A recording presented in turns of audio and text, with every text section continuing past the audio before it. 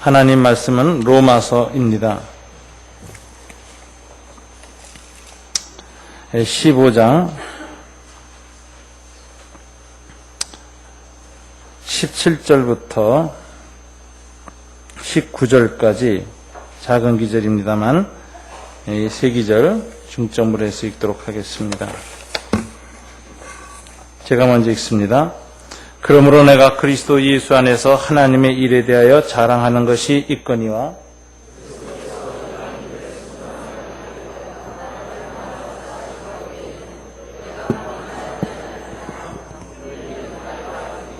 다 함께 표적과 기사의 능력으로 성령의 능력으로 이루어졌으며 그리하여 내가 예루살렘으로부터 두루 행하여 일루리곤까지 그리스도의 복음을 편만하게 전하였노라. 아멘. 다시 한번 기도하겠습니다. 하나님 아버지 감사합니다. 이 시간 하나님께 예배를 드리며 교회 공동체를 새롭게 빚어가고 하나님 앞에 세움받은 사람들을 주님 앞에 세우는 귀한 시간을 가졌습니다. 헌금을 봉헌하고 우리 자신을 봉헌하는 것과 마찬가지로 이 귀한 직분자들과 사역을 주님 앞에 올려놓고 또 주님으로부터 새로운 사명 받게 하시고 정말 일꾼들이 헌신케 하시는 모습을 보니 감사합니다. 이것이 복음의 제물입니다. 주님께 드려지는 산 제물입니다. 이런 제물이 있는 예배를 드릴 수 있게 허락하신 것 감사합니다. 이 시간에는 또 말씀을 받습니다. 주님 말씀을 통해서 드려진 저희들이 말씀으로 빚어지게 도와주시옵소서. 우리가 우리 자신을 주님께 드렸지만 말씀으로 빚어지지 아니하면 우리가 스스로 드린 제물이 될까 두렵습니다. 성령께서 구별하시고 온전케 하시고 깨끗게 하신 제물이 될 수 있도록 우리의 삶을 하나님 말씀으로 빚어 주시옵소서. 예수님 이름으로 기도드립니다. 아멘. 사도 바울은 로마서를 쓸 때 목회자의 입장에서 쓴 것이 아닙니다.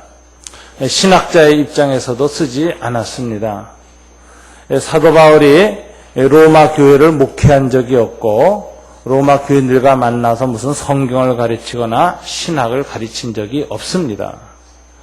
사도 바울은 로마 교회의 관계는 철저히 선교적 관계였습니다.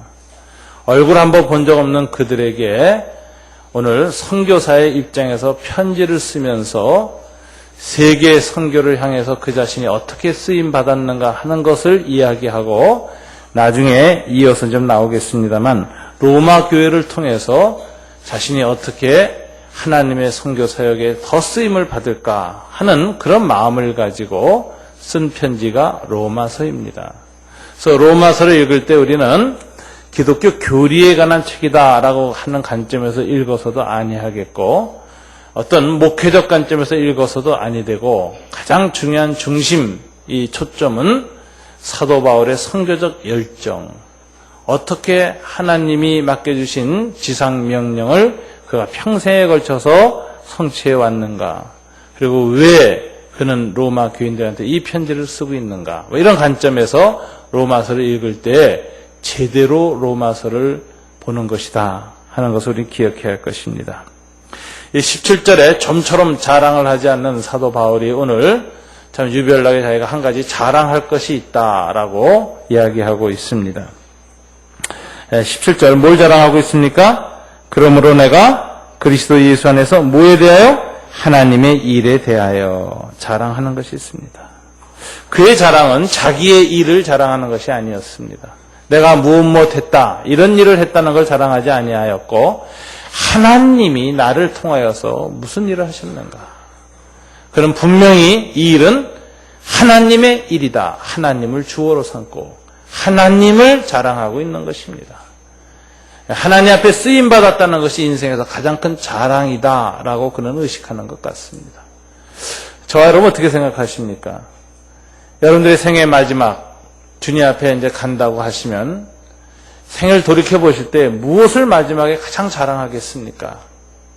여러분 직장생활 잘하시고 직장에서도 신뢰받으셔서 높은 자리까지 올라가시고 또 그 직장을 통해서 자녀들 공부시키고 지금까지 살아오고 가족들에 대한 부모로서의 의무와 책임을 다한 것 자랑스럽습니다. 그러나 그것만 가지고는 아버지 앞에 갈 때는 왠지 미진합니다.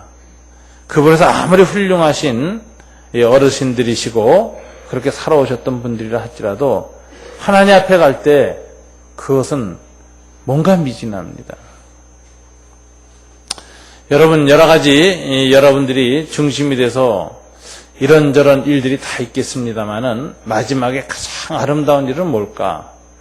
하나님이 내게 부탁해서 나를 통해서 하신 일이 만일 무엇인가가 있고 그것을 붙들고 인생을 끊임없이 살아와서 이 일은 하나님이 나를 통해서 하신 일입니다 라는 고백이 그런 모든 일의 중심에 있다면 그것은 굉장히 보람된 일일 것입니다.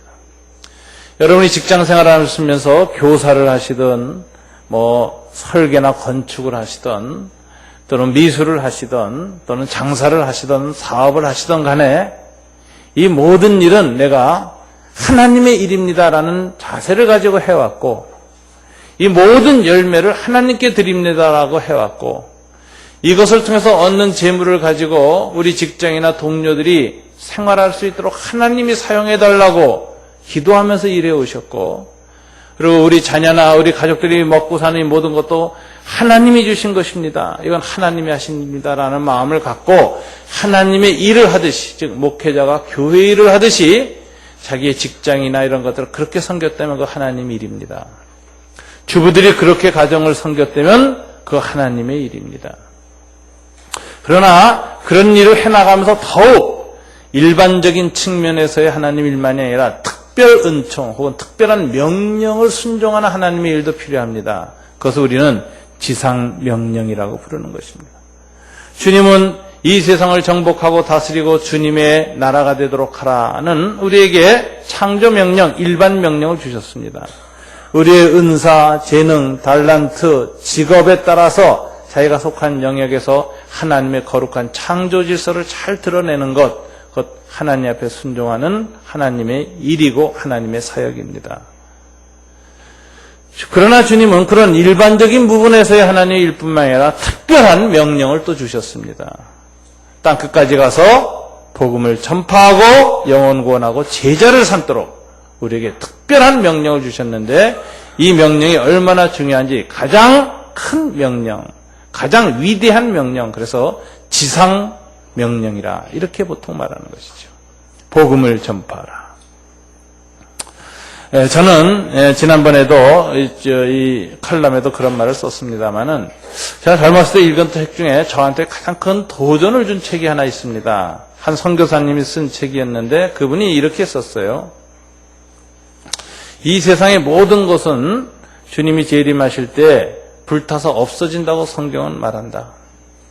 특별히 죄와 타락해서 생긴 그 모든 것들은 체질이 다 녹아버리는 그런 일을 겪게 된다고 말한다.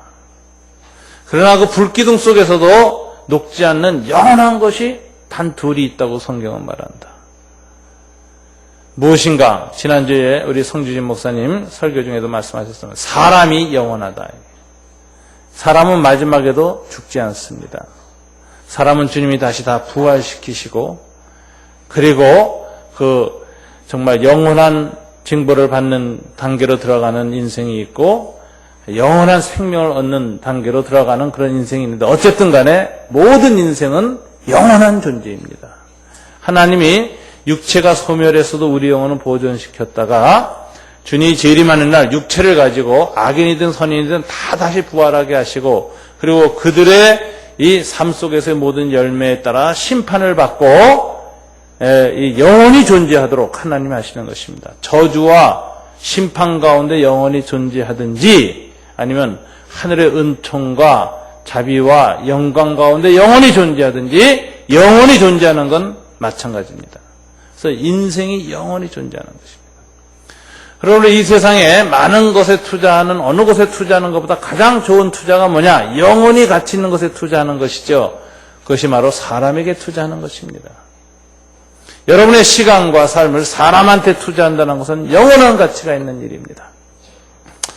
여러분 주식 투자를 해도 가치가 들락날락하는 놈한테 투자해 놓으면 올랐다 내려갔다 손해봤다 이득봤다 정신이 없습니다. 근데 영원히 계속 가치가 올라가는 것에 투자해 놓으면 계속해서 수익을 보지 않습니까? 하늘나라에서 가장 영원히 가치 있는 게 뭐냐? 여러분 딱 하나입니다. 사람이 영원히 가치 있습니다. 지상의 모든 것 썩고 없어집니다. 사람만이 영원히 가치 있습니다. 그럼 사람한테 투자해야 됩니다. 근데 이제 뭘 투자할 것이냐? 사람한테 투자할 때. 사람의 욕망에 투자할 것이냐? 사람의 쾌락에 투자할 것이냐? 사람의 행복에 투자할 것이냐? 근데 여러분 놀랍게도 성경 또 하나 영원한 것이 있다고 했습니다. 천지는 없어지겠으나 내 말은 1.1하기라도 없어지지 아니하리라. 두 번째 영원한 것이 뭐죠? 하나님의 말씀이 영원합니다. 그래서 가장 가치 있는 삶의 투자는 뭐냐? 내 시간을, 말씀을 사랑과 연결시키는 것입니다. 영원한 말씀을 영원히 존재할 사람에게 연결시키는 이 일이 가장 가치 있는 일입니다. 여러분들이 목사나 선교사가 안 된다 하더라도 여러분들이 집사님으로서, 안수집사님으로서, 권사님으로서 또는 교사로나 혹은 목자의 사역을 하든지 어떤 사역을 하든지 간에 내게 주변에 맡겨주신 관계를 맡게 하신 사람들을 하나님의 말씀과 연결시키는 사역에 헌신한다면 그것은 아마 가장 아름다운 시간의 투자라고 할 수 있습니다. 여러분 인생 투자를 어떻게 하시겠습니까? 주님 앞에 갔을 때 하나님의 영원한 말씀을 영원한 가치 있는 존재인 사람에게 투자하지 못하고 너무 다른 일에 내 시간과 삶을 다 쓰고 간다고 생각할 때 너무 허망하고 너무 손에 든 것이 없고 너무 자랑할 만한 것이 없고 너무 비어서 잘못 살았구나 가슴 치면서 세상을 떠나시겠습니까? 아니면은 주님 앞에 주님이 제게 붙여주신 사람들을 만나게 했던 주변에 그 수많은 사람들 얼굴을 떠올리면서 그들의 가슴 속에 제가 부족하지만 그들과의 만남을 통해서 말씀을 전했습니다. 말씀을 심어놓았습니다. 영원한 하나님의 말씀과 영원한 존재인 사람을 만나게 하는 일에 제 두 손을 붙잡았었습니다. 이런 기억들이 충만하고 그 열매가 있었다면 여러분들은 자랑할 만한 것이 있는 인생인 것입니다. 사도 바울은 그걸 자랑했습니다. 사도 바울의 자랑은 내가 그리스도 예수 안에서 하나님의 일에 대하여 자랑하는 것이 있거든요. 여러분 그 일에 힘쓰는 저와 여러분들 되시길 주님 이름으로 축원합니다. 주일학교 교사든지 청소년 목사든지 목자 사역에 헌신하신 분들은 복받은 자리에 온 것입니다. 왜 그럴까요? 좋든 싫든 매주 해야 되니까. 그렇잖아요. 힘들든 힘들지 않든 기쁨으로 하든 억지로 하든 매주 사랑과 말씀이 만나는 자리에 자기가 중심이 돼서 서야 되잖아요. 이거 얼마나 귀한 일입니까? 일주일의 모든 시간 중에 목장 모임에서 만나는 그 시간, 주일학교 교사로서 만나는 그 시간, 청소년 목자로서 그 아이들의 초랑초랑한 눈망울을 만나는 그 시간이 하나님 앞에서 가장 자랑스러운 시간이고 가장 보람 있는 시간이고 가장 의미 있는 시간이라고 결심하면서 살아가는 것이 얼마나 복된지 모릅니다. 저는 그런 측면에서 저는 단 한 번 있는 인생 직업 정말 잘 선택했다고 생각합니다. 저는 전 시간을 사랑과 말씀 사이에 연결시키는 사역에 쓰니까 자 하나님 앞에서 직업 선택은 잘했는데 얼마나 잘하는지는 모르지만 하여튼 선택은 잘했다 하는 생각은 들어요. 아마 죽을 때 비교적 딴 일을 했을 때보다 훨씬 더 마음에 뿌듯함이 있을 겁니다. 수많은 사람들이 생각날 겁니다. 이 하나님의 일에 대해서 자랑이 있습니다. 그의 자랑 중에 하나는 뭐냐면은 18절에 보니까 그리스도께서 이방인들을 순종케 하였다는 것입니다. 이 하나님의 일을 통해서 주님이 예수를 안 믿는 사람들을 예수 믿게 만들었다는 거예요. 순종케 하였다는 거예요. 근데 이걸 누굴 통해서 나를 통해서 역사하셨다라는 것입니다. 그래서 그의 자랑은 하나님이 나를 통하여 역사하신 것에 대해서 내가 감히 말하지 아니하노라 라고 얘기하고 있습니다. 하나님이 나를 통해서 역사하신 것만 말하겠다. 그것만 자랑하겠다라고 말하는 것입니다. 우리들이 사랑과 하나님을 연결시키는 일을 우리가 하면서도 때로는 하나님이 나를 통해서 하신 방식으로 안 하고 내 인간적인 노력과 인간적인 재주와 인간적인 생각으로 그걸 얽어매려고 할 때가 많습니다. 근데 그러면 안 얽어매져요. 묶으려면 묶으려고 할수록 이상하게 멀어집니다. 여러분들 자녀들 키워보시면 좀 그건 느끼실 텐데 자녀들이 참 모범생이고 말을 잘 들으면 제 얘기에 공감이 별로 없으실 겁니다. 근데 저는 이제 우리 아들이 참 사춘기를 참 어렵게 보냈어요. 이 귀도 뚫고 막 하고 머리 색깔도 뭐 칠하고 그래가지고 제가 나중에 칼라까지 지적했어요. 야, 초록색으로 칠해라 외계인처럼. 그럴 정도로 하는 그런 사춘기를 겪고 하면서 그랬는데 그때 하나 배운 게 있어요. 야, 이걸 내 힘으로 이걸 얽어매려고 하니까요. 내 성질이 나빠져요. 교인한테는 잘 참는데 여보 당신은 왜 자식한테 그렇게 못 참아 그러는데 못 참겠어요. 화가 나고 성질이 나오고 막 이래요. 그러니까는 그럴수록 아이와의 관계가 어려워지고 아이는 제가 전하는 복음에 대해서 거부하게 되고 제 인간적인 성격이나 성질도 막 이렇게 하다 보니까 때로는 그런 데는 거예요. 우리 아빠 목사 맞아? 이런 데는 거예요. 그러니까 이 아버지에 대한 영적 신뢰도 상실하는 이런 위기를 겪었습니다. 근데 하나님 앞에서 이제 깨달았어요. 이건 내 힘으로 잡아서는 안 되겠다. 그래서 이제 하나님 앞에 내려놓는 연습을 하는데요. 꼭 잡고 있던 놈일수록 놓기가 어렵습니다. 안 잡았던 거는 놓기가 쉬워요. 근데 오랫동안 붙들고 있던 놈은 놓기가 이렇게 어려워요. 그래서 놨다가 다시 잡았다. 놨다가 다시 잡았다. 이거 새벽마다 반복하면서 하나님 앞에 내려놓는데 점점 내려놓는 시간이 길어지고 내려놓고 하나님 바라보는 시간이 길어질수록 이상하게 내가 내려놓은 그 부분에 하나님이 역사하시는 걸 알게 되는 거예요. 그걸 다시 가만히 보게 되니까 이제 믿음이 생기고 평안이 없고 내려놓는 것이 축복이고 내려놓는 것이 힘이고 내려놓는 것이 하나님이 역사하는 길이다라는 걸 깨닫게 됐습니다.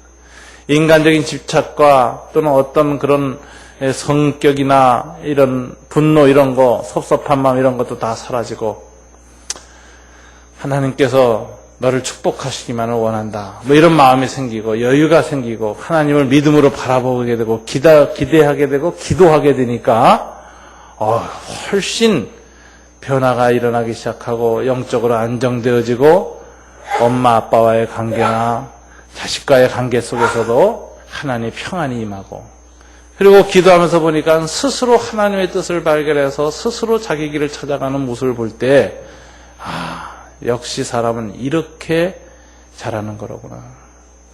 자식이 어렸을 때는 부모 뜻대로 됩니다.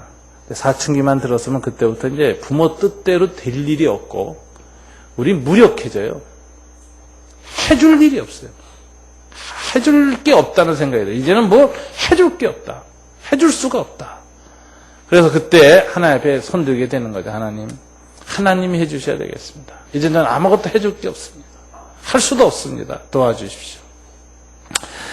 이렇게 할 때 하나님께서 역사하신다라고 하는데 사도 바울도 이방인을 순종케 하려고 할 때 그와 같이 역사하시는 걸 경험했다라는 것입니다.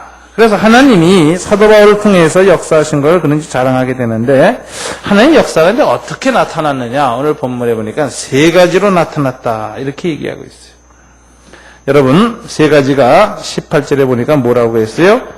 말과 두 번째 뭡니까? 행위로 그리고 19절에 보니까 능력으로입니다. 표적과 기사의 능력으로 말과 행위한 능력 이 세 가지가 사도 바울의 복음 전파의 세 방식이었습니다. 근데 말과 행위한 능력으로 전하는 이 방식이 다 뭐로 이루어졌다고요? 그 다음에 뭐라고 했습니까? 19절에 성령의 능력으로 이루어졌으며 말과 행위와 능력으로 복음을 전파하는 일이 뭐로 이루어졌어요? 자기 능력이 아니라 성령의 능력으로 이루어졌다. 이렇게 얘기하고 있어요.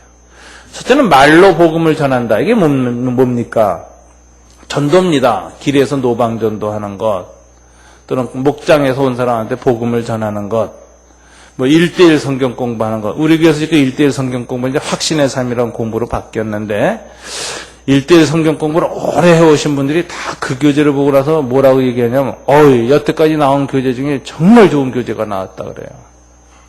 이거 정말 좋은 교제라고 사실입니다. 그래서 이번에 우리 교회 이제 목자, 부목자님들이 다 확신의 삶을 다 하셨거든요. 그래서 목원 되시는 분들은 나 개인적으로 나에게 좀 신앙적으로 다시 한번 기초를 다지고 싶습니다 하는 분들은 목자, 부목자님한테 확신의 삶 공부를 해달라고 신청하십시오. 그리고 1대1로 합니다. 1대1로 6주간에 걸쳐서 이렇게 하게 되는데 그 내용이 굉장히 좋습니다. 이것이 말하자면 이 말로 복음을 전하는 거죠. 성경 공부. 또 오늘 설교. 이것도 뭐예요? 말로 복음을 전하는 겁니다. 그래서 뭐 전도, 성경 공부, 설교 이게 다 말로 복음을 전하는 겁니다. 근데 말로 복음을 전할 때 중요한 것이 있습니다. 성령의 능력으로 말씀 선포를 해야 된다는 거죠. 성령의 능력으로 성경 공부를 해야 된다는 거죠. 성령의 능력으로 전도를 해야 된다는 것입니다. 성령의 능력으로 정말 충만하지 않고 할 수 있어요. 그러나 그것은 수고는 많고 열매가 없습니다. 하면서 피곤하고 지칩니다. 하면서 이게 무슨 의미가 있나, 이게 무슨 효과가 있나 스스로 힘이 빠집니다. 근데 성령의 능력으로 하면요, 그냥 지나가듯이 한마디 툭 던졌는데 그 사람이 영적 반응을 보입니다. 성령의 능력으로 하면은 그냥 그렇게 정말 막 열심을 내서 집착을 갖고 또는 이렇게 하지 않았어도 이상하게 그 사람 마음속에 하나님이 미리 준비해둔 감화 감동을 줘서 마음을 흔들어 놓는 걸 볼 수 있습니다. 그래서 설교를 할 때나 성경 공부를 가르칠 때나 또는 복음을 전파하거나 이렇게 누구한테 얘기할 때 제일 중요한 건 뭡니까? 성령의 능력으로 충만하여져서 목장 사역도 하고 성령의 능력으로 충만해져서 교사 사역도 해야지. 성령의 능력으로 충만하지 않고 하는 일은 굉장히 힘듭니다. 하면서 맥 빠집니다. 지칩니다. 그럴 때 이제 자꾸 이거 못하겠다, 힘들다, 내 한계다 이런 생각이 드는 거예요. 그런 생각이 들면은 뭘 생각해야 돼요? 내가 성령의 능력으로 충만하여 하지 않는구나. 이걸 알아야 됩니다. 내 힘으로 하고 있구나. 내가 갖고 있던 어떤 내 영역이나 내 능력, 그동안 이렇게 키워왔던 이거 갖고 하고 있구나. 그러니까 그만큼에서 멈춥니다. 그만큼에서 멈춰요. 자기 한계라는 거죠. 자기 한계를 끊임없이 돌파하려면 어떻게 해야 되느냐? 말씀 선포를 통해서 복음 전할 때에도 뭐예요? 성령의 능력으로 말씀을 선포해야 된다. 이거 우리가 알아야 될 것입니다. 저를 위해서 여러분 기도해 주시고 우리 목사님들, 목자님들에서 기도할 때 우리 교인들은 전부 저분들이 성령의 능력으로 충만하여서 말씀을 증거하게 해달라고 기도해야 될 것입니다. 두 번째는 행위로라고 했습니다. 행위로. 이 행위라는 말은 행실입니다. 행동입니다. 말만 갖고 전도하면 말쟁이 돼요. 크리스찬들. 요즘 그 가정교회 목장 모임을 하면서 이제 느끼는 게, 예수 안 믿던 분들이 이제 왜 예수를 믿게 되는가, 그 간증이 자꾸 나오니까 뭐가 문제였나를 이제 그분들 눈길을 통해서 알게 됩니다. 근데 이 목장을 통해서 예수를 새로 믿게 된 분들이 한계가 차는 말이 있어요. 뭐냐면은, 그전에는 예수쟁이들 하면 말쟁이, 위선자, 행동은 따르지 않으면서 말만 많은 자들이라고 생각했다는 거예요. 사실이에요. 그럴 수밖에 없을 거예요. 제가 보기에도 공산당과 예수쟁이가 말을 제일 잘합니다. 근데 공산당보다 예수쟁이가 더 잘해요. 왜? 예수쟁이는 말이 막히면 기도하고 찬송 부르고 또 하니까.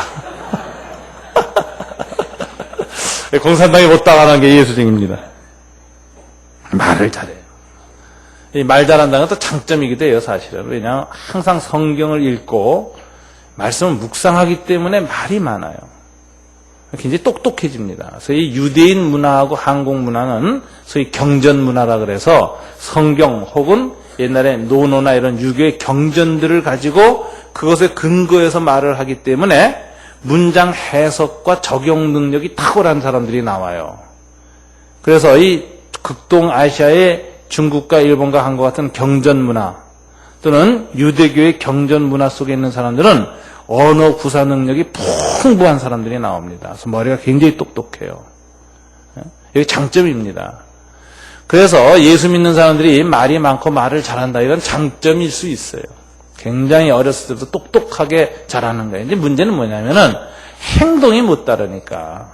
위선자로 보이고 거기에서 이제 사람들이 공격을 하는 겁니다.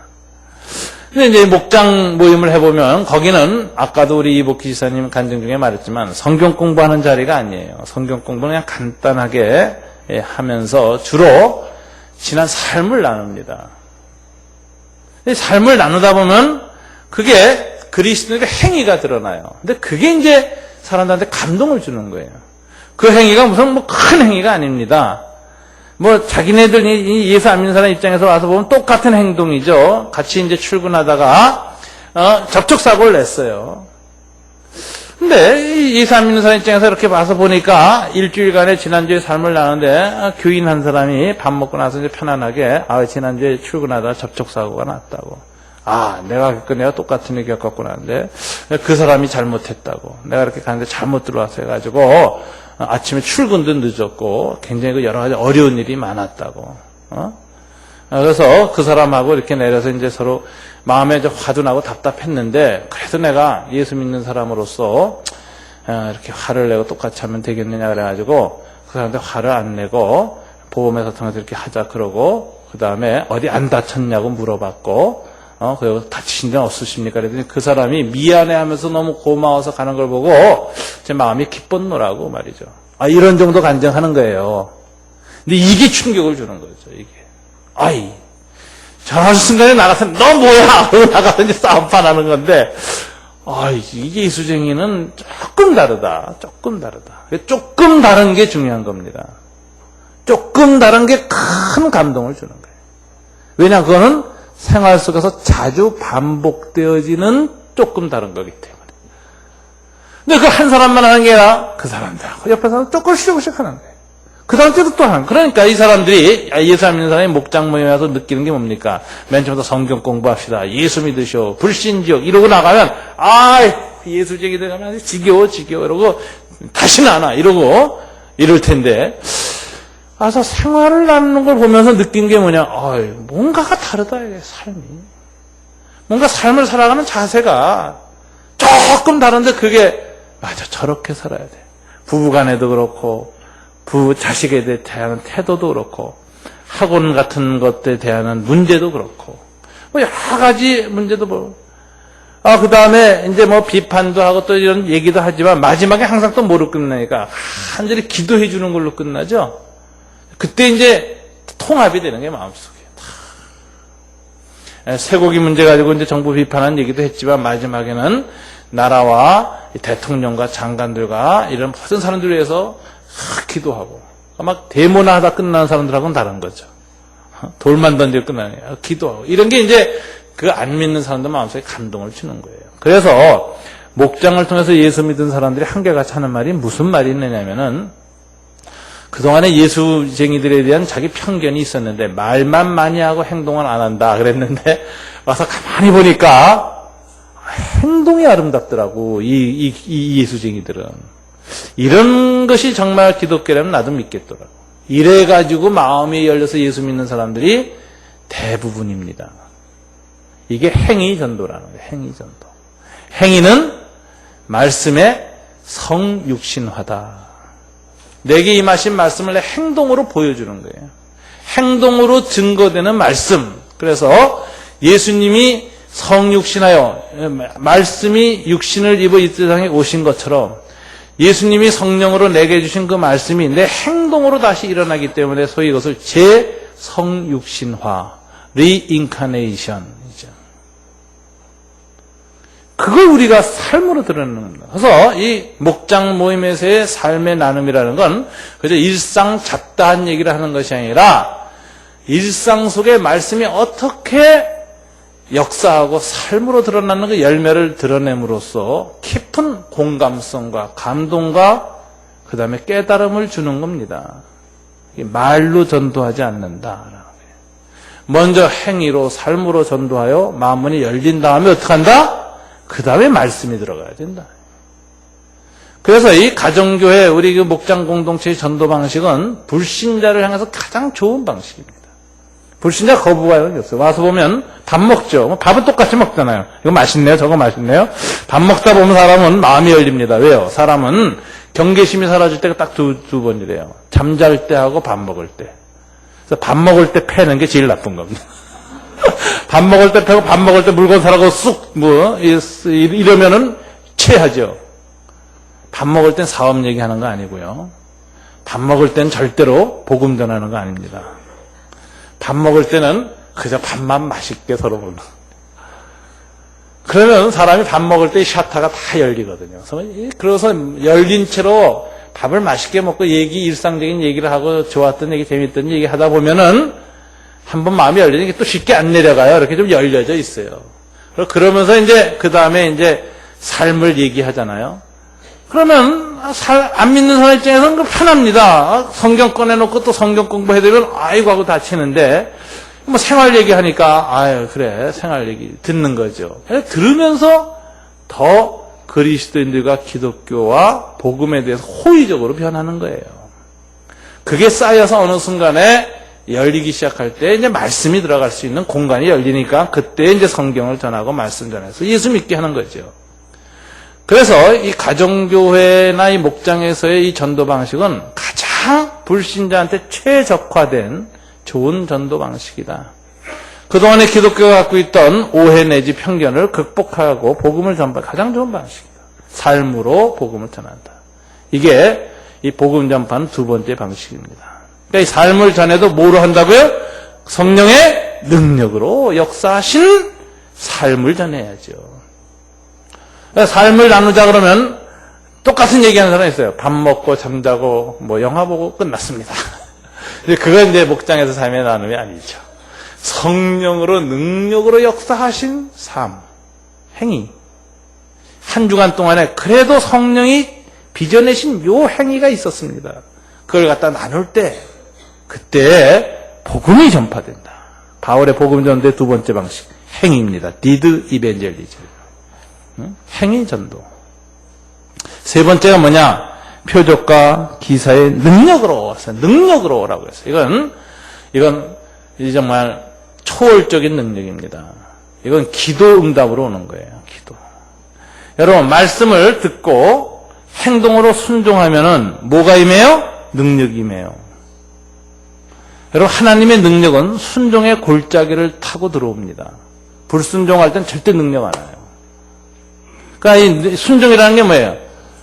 말씀에 순종하는 거죠. 하나님 말씀을 듣고 배운 것을 삶 속에 순종하여 그 순종의 골짜기가 생기면 그 골짜기가 깊으면 깊은 것만큼 능력이 임합니다. 불순종하는 자에게 하나님 능력 주시는 법이 없어요. 불순종하는 자에게 능력 주면 그 능력 가지고 마귀 일하게 해요. 안 그래요? 순종을 깊이 하는 자에게 능력을 많이 주는 겁니다. 그래서 말씀과 행위와 능력으로 했는데 이게 능력이 성령의 능력으로 나오는 거죠. 그럼 뭐가 나타나요? 표적과 기사가 생긴다. 표적은 뭐예요? 기적은 기적인데 더하기 의미입니다. 무슨 메시지가 있는 거예요. 그래서 표적은 기적 더하기 의미입니다. 그래서 이제 영어로는 미라클 플러스 미닝 이렇게 얘기하죠. 기사는 그냥 미라클이에요. 기적에서 기사는 안 믿는 사람들한테 능력이 나타날 때 미라클, 기적입니다. 이야, 신기하다. 이런 정도 반응 보이는 거. 다 놀라더라. 성경에 보면 예수님이 기적을 행할 때마다 무리가 보고 다 놀라더라. 기이 여기더라. 이게 기사입니다.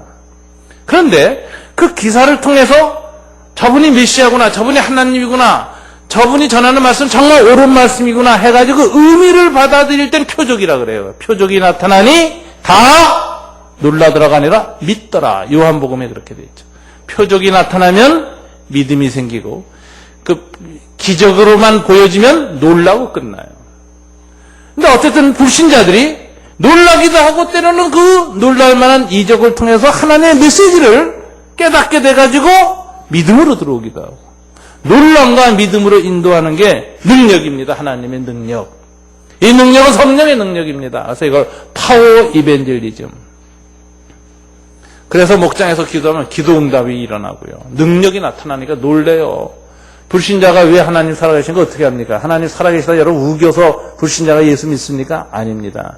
여러분의 논리가 탁월하다 그래서 그 사람들 그래요. 논리적으로 보니까 하나님 계시네요. 그러고 믿는 사람 아무도 없어요, 세상에. 여러분의 고집이나 논리나 여러분의 확신으로 절대로 복음이 전파되지 않습니다. 언제 복음이 전파돼요? 하나님 살아계시다는 증거가 나타날 때예요. 그게 뭐예요? 야, 이건 정말 기적이다. 이런 일이 응답받다니. 이런 일이 일어나다니. 생활 속에 작은 기적이 일어나야 돼요. 안전병이라는 건 속이 눈 뜨는 건 큰 기적이고, 생활 속에 이건 안 될 것 같다. 그런데 기도 부탁했는데 이루어지는 거예요. 그래서 이 불신자 입장에서 보면, 가정교회 와서 이렇게 목장에서 보면, 지난주에 목원들이 서로 기도 제목 나누고 기도하잖아요? 맨 처음 웃는다고. 아이고, 하나님 있다고 믿고 기도하는 것들 봐라. 그런데 그 다음에 와서 보니까 됐대. 이루어졌대. 설마 우연이지. 또 이루어졌대요. 계속 이루어져요. 그러니까 이게 설마 우연이 자꾸 연속해서 일어나면 우연이 필연이 됩니다. 그죠? 진짜 있는 것 같아. 그럼 어떻게 됩니까, 이 사람이? 자기도 기도 제목 싹 내놔요. 실은 저도요, 요즘 이런 문제가 있는데, 혹시 나는 좀 믿음이 없지만, 여러분들께서 믿으시니까 한번 기도해 주세요. 그리고 기도를 하면, 역사가 일어나는. 그때 성령의 능력이 나타나니까 그 사람한테는 미라클, 기적으로 보여서 놀래고, 같은 이미 믿는 사람들은 뭐로 봐요? 표적으로 보죠. 표적으로 보니까 믿음이 생기고, 그래서 기존 믿는 자는 더 믿음이 생기고 믿음 없던 자는 놀래고 이러다가 믿음으로 들어오는 거예요. 그래서 믿음이 뜨거워지고 하나님 임재를 체험하니까 설교도 더 잘 들리고 기도도 더 잘 들리고 주님에 대한 헌신도 높아지고 옛 신앙의 첫사랑도 회복하는 거죠. 이게 사도 바울의 초대교회의 복음전도의 방식이었습니다. 나를 통하여 하나님이 하신 일을 내가 잘 안다고 하는 겁니다. 그게 뭡니까? 말과 행위와 능력으로 내가 복음을 전하였다. 그래서 여러분들 목장에서 표적과 기사가 계속 일어나길 주님 이름으로 축원합니다. 그래야 내가 예루살렘으로부터 두루 행하여 일루리곤까지 그리스도의 복음을 편만하게 전하였노라. 이렇게 해서 사도 바울은 복음을 편만하게 전하였습니다. 저희 교회 모든 목장이 이렇게 복음을 편만하게 증거하는 은총이 임하기를 주님 이름으로 축원합니다. 기도하겠습니다.